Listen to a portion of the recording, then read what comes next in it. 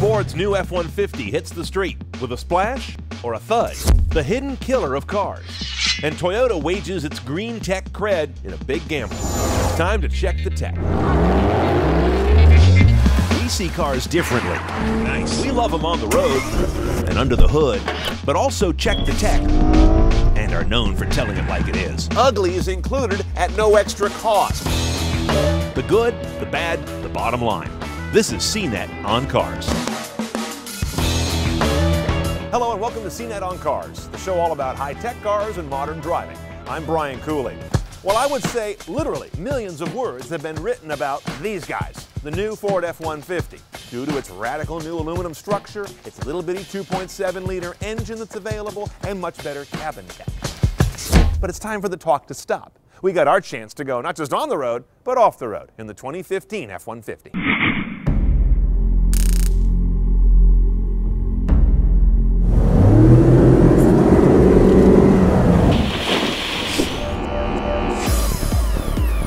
Ford has dramatically recast the F-150. It may be the biggest gamble you see a major automaker take in your lifetime. What are they thinking and why?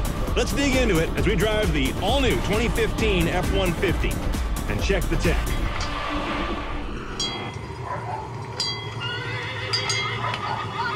There are two big stories going on in this vehicle that come into the category of lightness. It's an aluminum truck. By that they mean the outer shell, the body, the cab, the box. Then there's the frame, made of high-strength steel. This is a steel that they get from their suppliers that is particularly strong per weight. That means it can be pressed very thin in places, but it's not so much strength through bulk.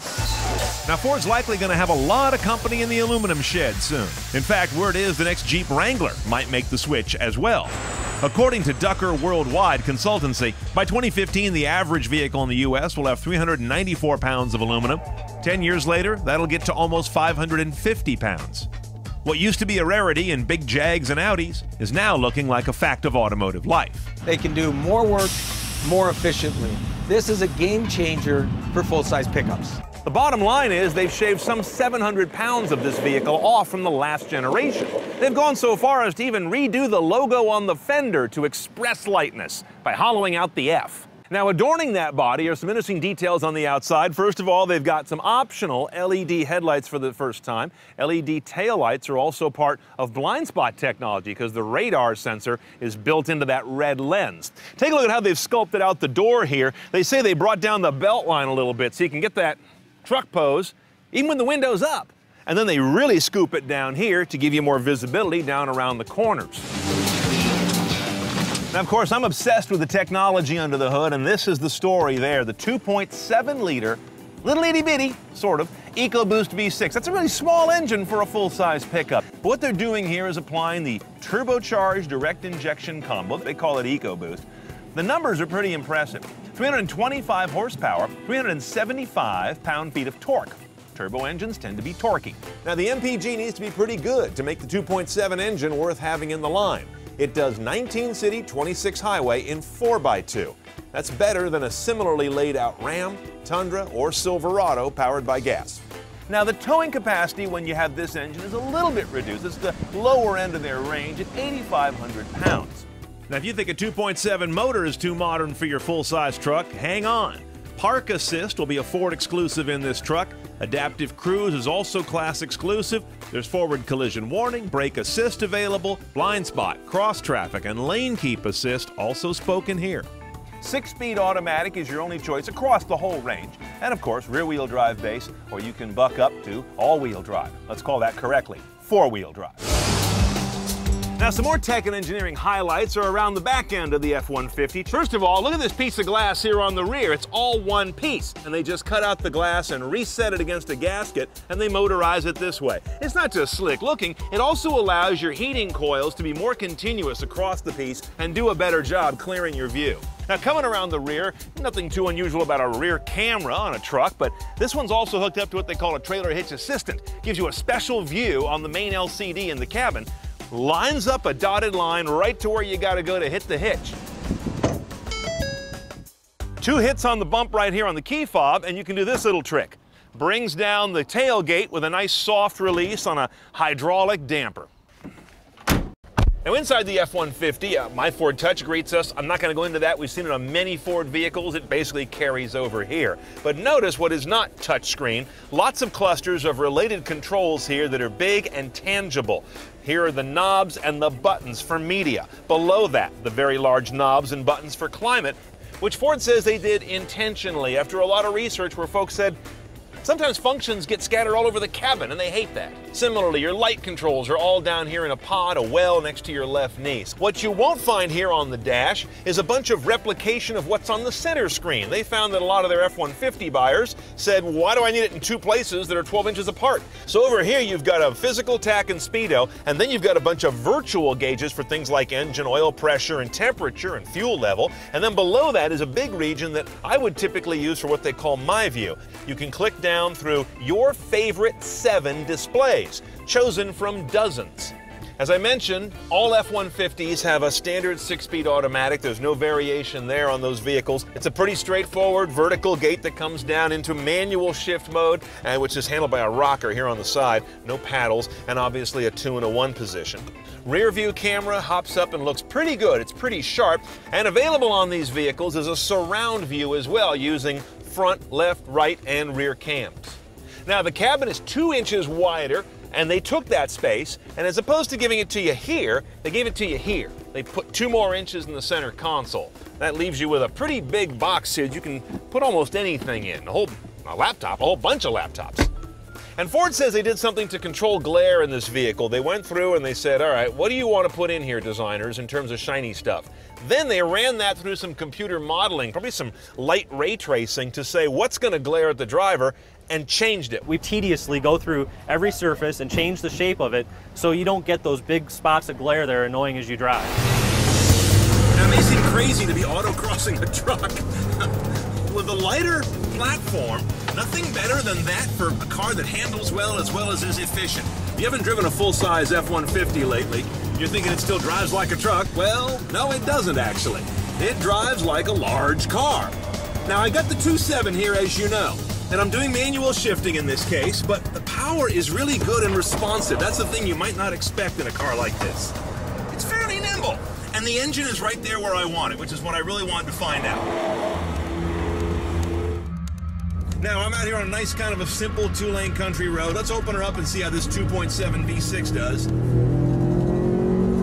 This is a nice delivery of power. Driving this thing around right now as just an everyday vehicle, this is a very substantial engine. It's got a nice note to it, too. Do you hear that? It kind of gets down there and snarls. Cars don't catch fire on their own very often, but those that do have fire-related defects tend to have higher insurance claims even after a recall's been issued. In a moment, why?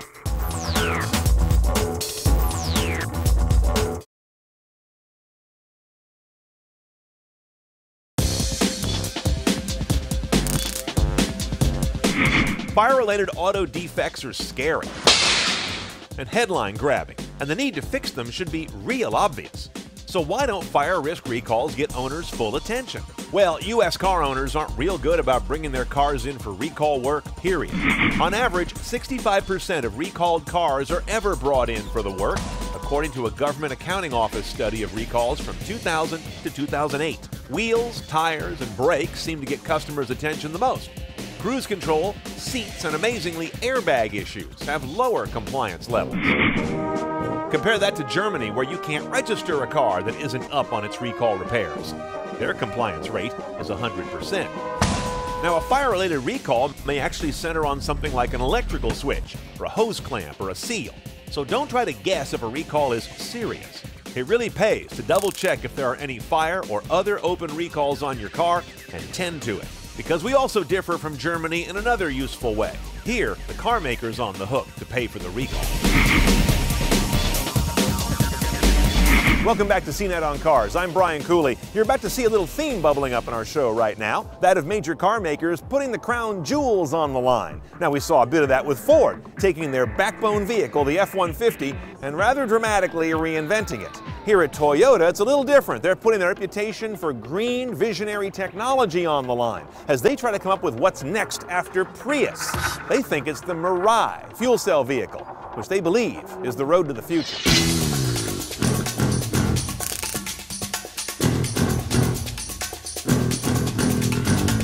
If you're Toyota, your Prius is both a huge triumph and kind of a nightmare. It set the bar really high. After you did that and kind of changed the auto industry, what do you do next? They think it's this.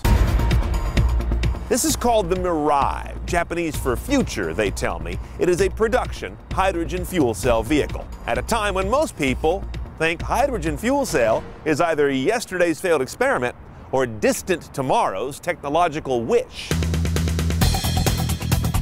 The Mirai is fascinating because it's a big bet being made by the company with the most to lose in terms of its cred as a powertrain visionary. Let's tour the guts of a Mirai. Now, in the back, you've got not one, but two hydrogen tanks. One kind of here around the axle line and one under the rear seat. Those are filled at 10,000 psi with hydrogen gas that gets down to a liquefied level. But it's only about 5 kilograms total weight of hydrogen. You don't put a lot in here. Notice it's got a battery. Now, this is a hybrid, but it's an electric hybrid. Sometimes the car will take this hydrogen and run it through this fuel cell stack right here and use that directly to power the electric motor. But other times, or at the same time, it will also create energy in the fuel cell stack and send some into the battery for storage while also driving the vehicle. That's why it's a hybrid of two kinds of electricity. The idea is to be able to have a nice buffer and not create it all on demand. And then, of course, you've got an electric motor with a power control unit that is relatively like other electric vehicles. The really interesting stuff is from midships on back. The simple version of a fuel cell is that it takes in hydrogen, crosses plates, and as that happens, the hydrogen's electrons are coaxed off in different directions, which is where the electronic flow is generated that creates current. At the final stage, hydrogen combines with available oxygen to form H2O in the form of water vapor. Enough water vapor is produced that the Mirai has an H2O dump button that empties out its bladder, if you will, so you can leave all that outside instead of it puddling on your garage floor.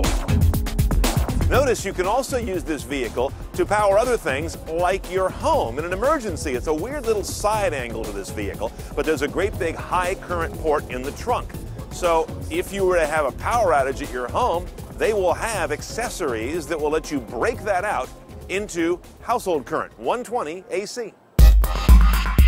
300 miles of range on a fill, 3 to 5 minutes to fill up the tanks, and no plugging in whatsoever.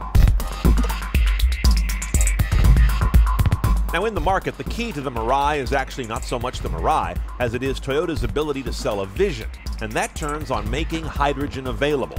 But, they say, less available than you might think. If every vehicle in the state of California ran on hydrogen, we could meet refueling logistics with only 15% of the nearly 10,000 gas stations that are currently operating in the state, based on the assumption that owners would want to reach a refueling station within 6 minutes of their home or work. Okay, what's it like driving this advanced technology? Well, as Toyota is actually kind of proud to point out, it's sort of unremarkable. If you've driven an electric car before, it doesn't feel that much different. In fact, it doesn't feel any different at all. High torque, very quiet, the occasional whine of motor and reduction gears, but it feels like any other electric, which is what they were going for. They don't want this to be jarring or something you have to get used to, other than the different way you fuel it. I'll say this though, it does feel torquier and generally more powerful than a lot of other sort of mid-class electrics or plug-in hybrids I've driven. There's no lack of power or power assist, things like seat heaters and heated wheel and things you'd normally be nervous about in a battery car because you want to preserve that precious charge. In this car, they point out the behavior should be different because you'll be able to charge readily if you can fill it up at all in your area, and then you won't worry so much about being so parsimonious with the volts. Size of the vehicle on the outside is kind of closer to Camry than it is to Prius. And notice in the trunk, you do not have folding rear seats, and you do have a little bit of a limited trunk space there. Not bad, but there's some intrusion from where they have mounted the twin hydrogen tanks. Now, if you're just in this to save money, sit down. Sufficient hydrogen to cover, say, 300 miles will cost you around $50 in a Mirai. You can do that same distance for about $33 in a 4-cylinder gas Camry that costs a lot less up front. and for just $10 in a Nissan Leaf. Though with all the charging stops, it might take you days to get there.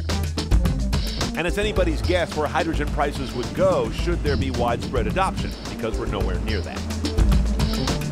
Now, saying Toyota wants this to be the next, if bigger, Prius is an apt statement. But the Prius required no changes in infrastructure. The world was already set up for it, if you will. The Mirai arrives on a very different stage. Okay, the Mirai hits the U.S. fall 2015. Price will be around $57,500. That's steep, of course. It's new technology. Look for about $13,000 in federal and California credits, the only state where it's going to be sold initially. Later, they'll expand out to some Northeast markets. They have to follow the infrastructure, of course. But this is a major stake by Toyota, a vision not just of a vehicle, but of where they think infrastructure can reasonably go. And if they're right, this short circuits a lot of the headaches that surround battery electric today. In a moment, the costs of going electric and cars that are good choices to be your last when CNET on Cars returns.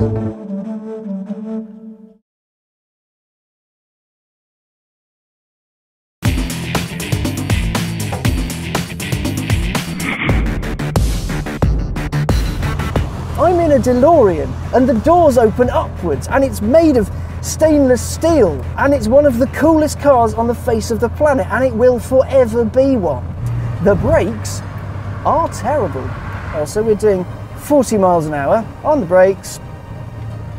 Come on, come on, come on, and stop. Find more from the XCar team of CNET UK at cnet.com/XCar. Welcome back to CNET on Cars. I'm Brian Cooley. Time for some of your email. This one comes in this week from Eric L., who's asking about EV maintenance. He says, I would like to see some discussion about the tech of car repair. He writes, it occurs to me that the ownership cost of some of these electric cars, like a Tesla, may be considerably lower than that of a conventional car. And when you bring an electric car to the shop, what do they look at? Well, Eric, I can generalize here. Every EV is going to be a little different, but first of all, certain things go away. EVs don't have oil, filters, or oil changes. No air filters, no transmission fluid changes or transmission filters to deal with. No belts to wear out, no spark plug wires to get aged and need replacement. A lot of things go away. Now, to be fair, combustion engine cars have made amazing strides lately in reducing the frequency of servicing those things as well. So it's not quite as stark as you might think. Electric motors that are the core of an EV, they have a reputation just generally in industry as being incredibly tough and long-lasting. The planetary gearboxes that move the power to the wheels and adjust the RPM a little bit, those are kind of a mixed bag. It will vary by make and model of EV, and none of them have been on the road that long. Tires are interesting because EVs tend to be rather heavy and have a ton of torque. So depending how soft and grippy a tire they spec, those may wear out rather quickly, especially if they're on the drive wheels. But all EVs are heavy and put a lot of weight on the tires. Finally, the brakes are an interesting consideration. EVs do much of their braking by electromagnetic regeneration, basically reversing the motor electrically, not so much putting pads on disc. So your brake wear costs should go way down. Now, in this show, we took a look at two cars that are turning the page on new chapters in their manufacturer's history, that F-150 and the Toyota Mirai. But a lot of you have asked about cars that are kind of durable evergreens, cars that go incredible amounts of miles and never seem to die. They're really durable ones. So we've got a great top 5 list for you. The top 5 cars that are on the road with incredibly high mileage. With the average age of cars on U.S. roads these days at a record 11.4 years and climbing to nearly 12 years old by 2019, we clearly no longer have a problem with old cars. Here are the cars you want to be in 12 years after the purchase. Cars that seemingly run forever, according to data from R.L. Polk, which is the Bible of this sort of thing. By the way, these are cars. I'm taking out trucks and big SUVs. They tend to run forever anyway, and that's a separate video. Number 5, the Nissan Maxima. The Max can trace its roots back to the mid-70s when its father, the Datsun 810, rather gaudily roamed our streets. By the time it got the oddly Roman Maxima name in 1980, it was one of the first Nissans to use any American parts, namely from General Motors. Number 4 is the Honda Odyssey. This is quite an achievement because the Odyssey only dates back to 1994, but that Honda reliability has made up for lost time in the market. This is where fold flat rear seats were invented, by the way. Most recently, Odyssey's innovations have veered off toward a built-in shop vac, which I find oddly wonderful. Number 3, the Toyota Avalon. I have a secret hunch that if you also ranked cars by average owner age, the Avalon might be number 1. It had old-school oddities for a Toyota, like a front bench seat and a column shifter.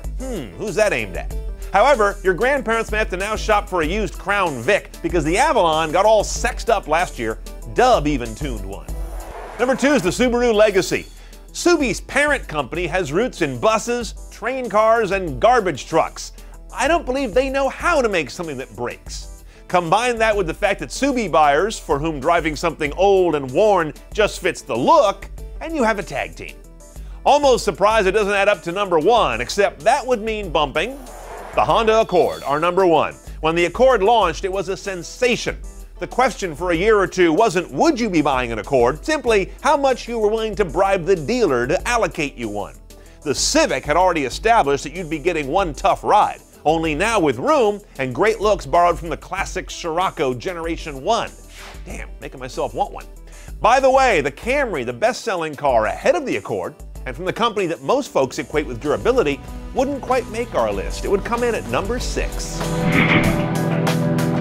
Thanks for watching. Really glad you were here for this episode. And don't forget, you can find us where you are. Go subscribe to our channel on YouTube, or head over to Roku and just search CNET on Cars across services, or go to cnet.com/apps to find us on your device. I'll see you next time we check the tech.